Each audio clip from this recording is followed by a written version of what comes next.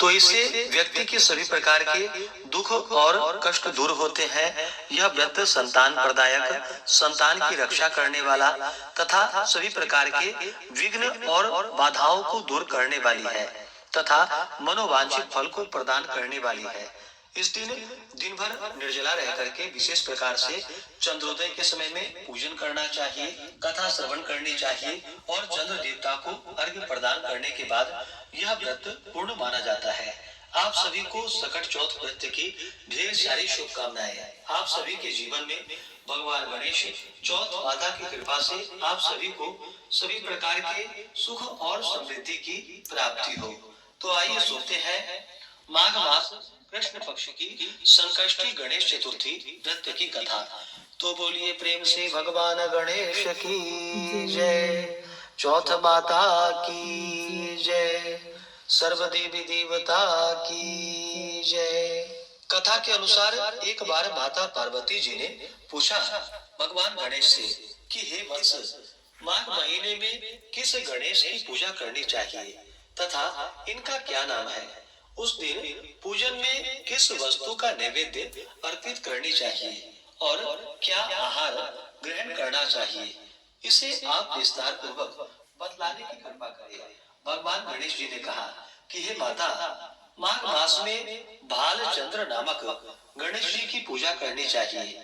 इनका पूजन षोडशोपचार विधि से करनी चाहिए। हे माता पार्वती, इस दिन तिल के 20 लड्डू बना ले, 5 लड्डू देवता को चढ़ावे और शेष 5 ब्राह्मण को दान देवे। ब्राह्मण की पूजा भक्ति पूर्वक करके उन्हें दक्षिणा देने के बाद उन 5 लड्डुओं को उन्हें प्रदान कर दे। हे देवी, और अन्य तिल के लड्डुओं का आहार स्वयं ग्रहण करे। इस संबंध में मैं आपको एक वृतांत सुनाता हूँ। सतयुग में हरिश्चंद्र नामक एक प्रतापी राजा हुए थे। वे क्षात्र धर्म में पट्टू, सरल स्वभाव, सत्यनिष्ठ और विद्वान ब्राह्मणों के पूजक थे।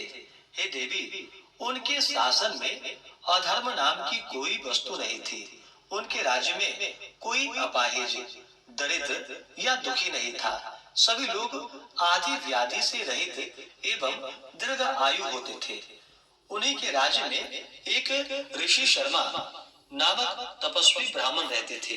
एक पुत्र की प्राप्ति होने के बाद ही वे स्वर्गगामी हुए। पुत्र का भरण पोषण उनकी पत्नी करने लगी। वह विधवा ब्राह्मणी भिक्षाटन के द्वारा पुत्र का पालन पोषण करती थी। उस ब्राह्मणी ने माघ मास की संकष्टा चतुर्थी का व्रत किया।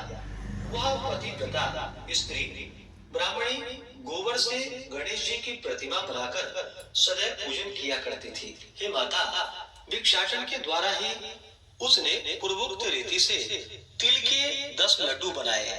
उसी बीच उसका पुत्र गणेश जी की मूर्ति अपने गले में बांधकर स्वेच्छा से खेलने के लिए बाहर चला गया। तब एक नर पिशाच कुम्हार ने उस ब्राह्मणी के 5 वर्षीय बालक को जबरन पकड़कर अपने आवा में छोड़कर मिट्टी के बर्तनों को